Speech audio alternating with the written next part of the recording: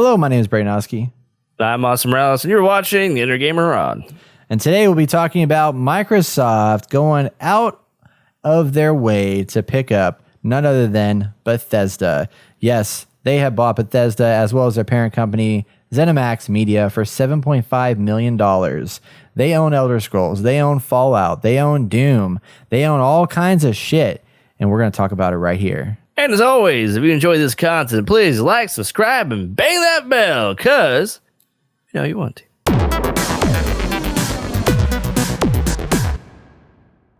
For those of you that don't know, Microsoft has been in the bidding of trying to get TikTok. That was their initial plan. They were going to buy TikTok. And then Trump came in and did this whole thing. It was like, no, we don't want to do something with them. They were going to ban TikTok or whatever.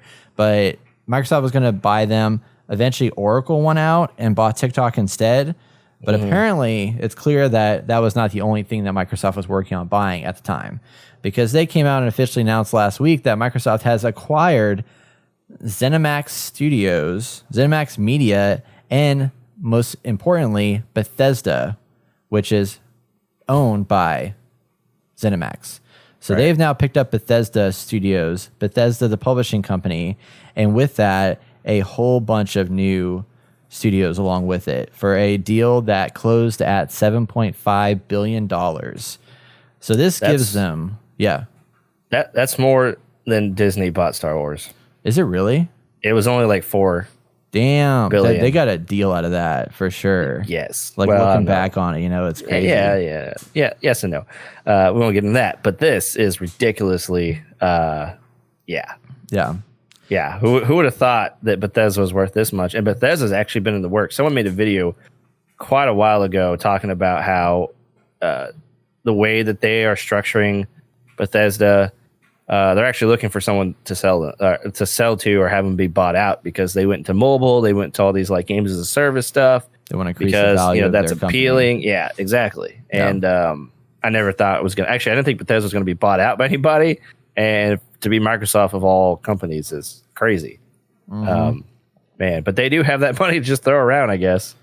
Yeah, I mean, they're growing very, very fast and picking up a lot of stuff. This brings their studios under their umbrella to 23 studios with this acquisition. So with this purchase, they're now owning the IPs of franchises such as the Elder Scrolls, Doom, Fallout, Wolfenstein, Dishonored. The list goes on. The Evil Within, like so many games that they now own the IP for. And obviously on the surface, it's like, this is a Game Pass move. So they have Microsoft Game Pass. It's a huge, or Xbox Game Pass. It's a huge platform. It just crossed 15 million signups, 15 million members, which is crazy. And obviously now this gives us options to see future Bethesda games, Starfield, the Elder Scrolls 6, etc., coming day one to Game Pass, which I think is pretty awesome and exciting. Yeah. How do you feel about that? No, it's very exciting. Something like that is big for the Game Pass. Now, I'm not 100% positive that Xbox will take advantage of what they just acquired, because they've been, obviously Halo will always be on Xbox. It'll never be on PlayStation. Obviously it'll be on PC as well. But I feel like they're going to allow these games to be on every platform. I just don't see them actually making it exclusive to the Game Pass or Xbox. And I think they should. I think that's big for them. Now, people probably will want to debate me on this because, I know people want games they can play anywhere they want. And I totally get that. And I think that is something that should happen. But I think Microsoft needs something like Bethesda to be exclusive for them. And I don't think they're going to take advantage of it. I think they're allowed to be everywhere. Yeah. I was reading an article about that debate, that exact point, actually, because like in my mind, I think it makes sense to, you give people an option. It's like, let's let it be on PlayStation. It can be on PC independently on Steam and stuff like that. It can be on all those platforms. So the fact that they own the IP, they're making revenue from those systems. But you could own it on Game Pass, which is much more appealing to pay $15 a month or even $10 a month than it would be to buy all these games independently for $60. But then there is that argument to be made of like, what if you did make it exclusive to Xbox Game Pass, where you can only get it on Xbox Game Pass for PC and Xbox? Right. I mean, that would be a huge selling point to push those consoles. Yes, exactly. It would be a big deal, but then at the same time, they'd be losing out on that revenue right. on other things. Or they could do something where it's a timed exclusive, just like what PlayStation's doing with their independent games. They're releasing them on PlayStation first, and then later on they're releasing them to PC. I don't really know what the good plan would be, but I mean, I could care less how they do it. I mean, monetarily, I mean, there's an argument to be made both ways of how, like, what would be more successful. But I mean, I think the future is just that the fact that I own Game Pass and I'm going to be able to play all these games without having to pay extra money is a huge deal. And then they got EA on that bandwagon too. So now they have EA Play and they have Bethesda. I mean, that's a huge chunk of the market to have exclusive to game, or not exclusive to Game Pass, but available on Game Pass games from those companies. Yeah. I think they're setting it up. Someone's running numbers at like 10, how many people they have now paying like $5 a month, and then when raising it to 10, it's like 75 million a month they're making from the Game Pass. Yeah. That might be the higher end. I don't remember the exact numbers, but something like, way over 10 to 20 million a month, just in Game Pass. And if you have to get these in order to play this, like, that is huge for Xbox. And I think that will help raise their value of their brand, along with allow them to do other things. So apparently, God dang, I always forget the guy who's in charge of Xbox right now. Phil Spencer. Thank you. Apparently, actually, he's the vice president of Xbox. I thought he was the president. Oh, okay. Well, before him, I forgot who it was too, but there was this other guy who, in the age of Xbox One and the Kinect and everything, guy, right? He's a taller, kind of lanky guy. Oh, never mind. He'd always go out on stage and talk about Xbox and stuff, and he was pushing like, this is the center, this is the console that you need to have TV and games all in one. They're really pushing that back then, right? From like the end of the 360. Oh, well, actually during the 360, all the way up to the beginning of Xbox One. And obviously the whole Kinect thing, it was just not going to work out. And so Phil Spencer eventually took over. That guy left. And, I was thinking, I didn't realize it was that would happen so soon. Like that. I thought that was a while ago, Yeah. And, I think someone was arguing that because of that switch so soon, we haven't seen the fruit of Phil Spencer's labor yet. Right. And we're slowly building up to that with, Microsoft acquiring all these studios along with this. And I think it's a good move. And I think it's going to, it's sad that we're so early in this transfer of power and trying to turn the ship around, that we haven't seen anything. And I'm still not excited about all this, but again, like buying all these companies is a good move. We need to see something, I'm tired of waiting. I feel like we've had plenty of time with a lot of these studios to bring something out that is compelling and entertaining and interesting and, exciting, that I want to play and talk about and be like, good job, Microsoft. Yeah. Yeah. But what about the pass itself? Like, how do you feel about, where it's at right now? Great. Yeah. Yeah. I feel like it's great. It's just, you want to see more fruits of their labor with the studios that they've acquired. Yeah. Like, this is a Microsoft game. And that's what we get with PlayStation. Like, this is a PlayStation game. Yeah. Awesome. Yeah. And what sucks about the Game Pass is now because I'm on it more and I have a few games I jump onto, weekly, I'm seeing all these games that keep getting recycled or taken off. I'm just like, they're like, oh, download this now and play it. I'm like, well, what if I want to play that later? Like, I can't play it later. Like, it's about to be gone. Like, Dishonored 2 was on the Game Pass for a while. And so it's about to be taken off. But I guess they have Arcane Studios now. So they're probably going to bring that back on permanently once they pull that over. Right. But it's hard with Game Pass to see that. This is how Netflix operates, is that things rotate in and out all the time. So it's like there's people out there that post blog articles of like, what's going off of Netflix this next month and stuff like that. So they're constantly rotating stuff out. But because there's such a large quantity of films and that you don't put as much time into films as you do with games, right, it has a much different impact with this. And I agree. It's mean, it sucks to see something like, oh man, I want to play that, and then it's going to go away, and like losing out on that access. But it's the nature of the licensing, which is why Microsoft is working so hard to buy these companies, because they own these companies. They control what stays on Game Pass and what doesn't, which is, super awesome. So I mean, it's I guess you could argue it's not that big of a deal. Which I overall, I guess it's not. It's really about the games that are going to be on there forever. Yeah, that kind of matter, and I want to see something like Sony's doing.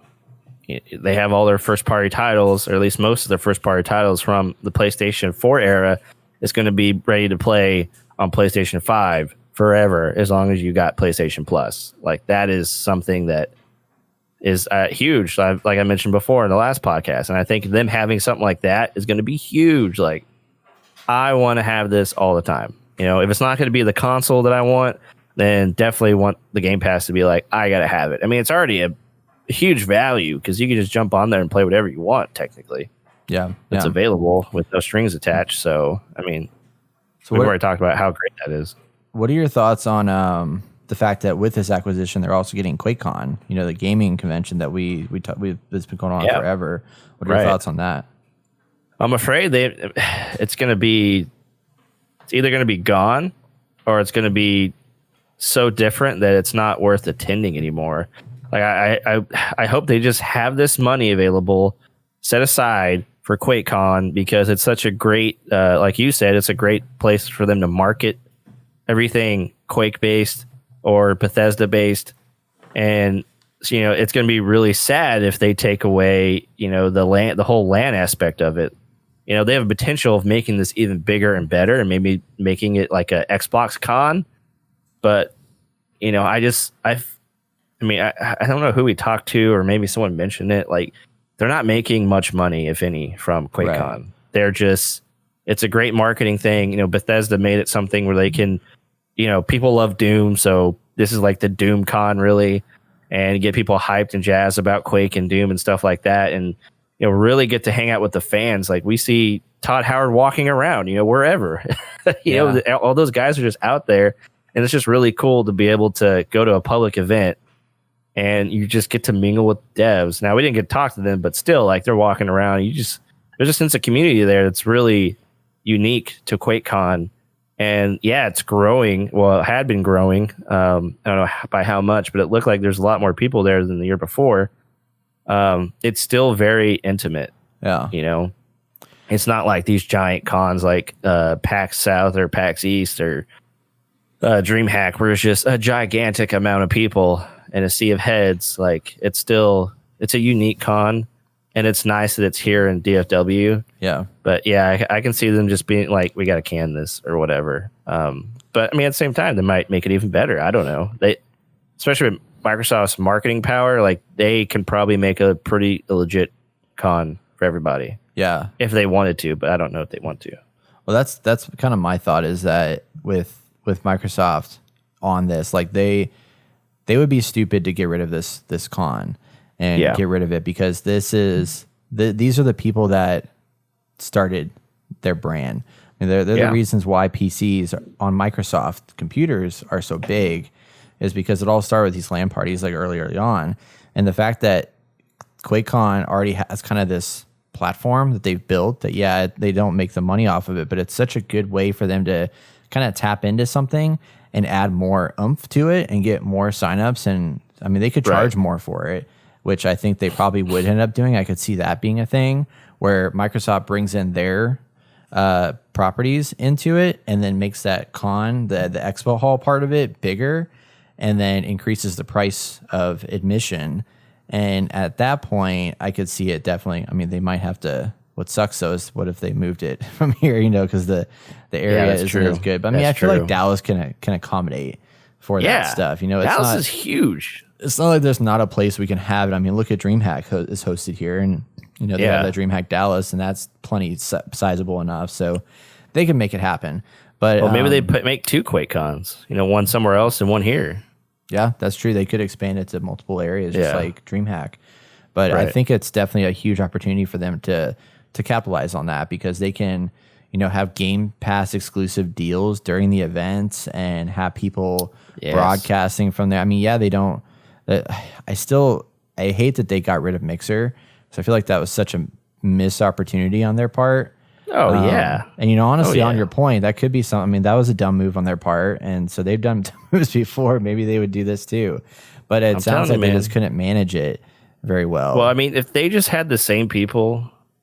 See, the thing with QuakeCon is it was a oh dang, what's the right term for it? It was a passion project for these guys. From back in the day, they keep going forward. It's not really about making the money. It's just about getting the people together and creating that community for the most part. Right. Obviously, they had marketing there and stuff, but when you're part of a corporation, it's no longer. I mean, it's about trying to create that community, but it's about making the money while you're creating the community, and that's going to change everything. Unless they're like, all right, here's a set amount of money, do QuakeCon, but this is all you get. So maybe they have to downscale it drastically. I don't know. Yeah. Yeah, we'll see where they take it. One of the other things I want to talk on too is, in addition to the IP, in addition to QuakeCon that they picked up, one of the things that Bethesda announced last year at E3 2019 was Orion, their streaming technology, and they didn't talk too deeply about it, but what they did say that ultimately it's a technology they're building that is going to allow them to basically provide high quality streaming experiences, where the biggest holdback with streaming right now is that people don't want lag. If they're playing Doom with high frame rate and stuff like that, they don't want to have those lag spikes because that's going to mess up their gaming experience.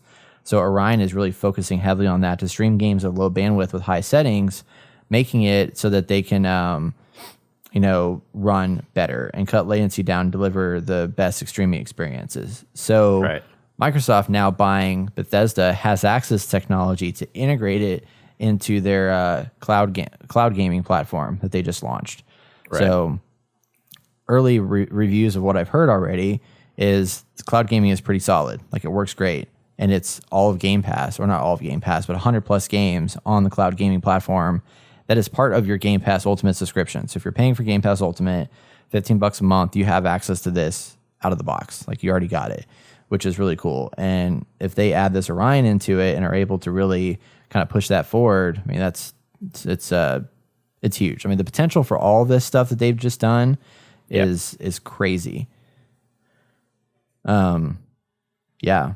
And this hopefully will give Bethesda an option to. I mean, they're working on a new game engine right now, so they're trying to build Starfield and stuff like that on this new game engine that they're working on. So hopefully this gives them more time and budget to expand upon that even more and have more resources to build it better.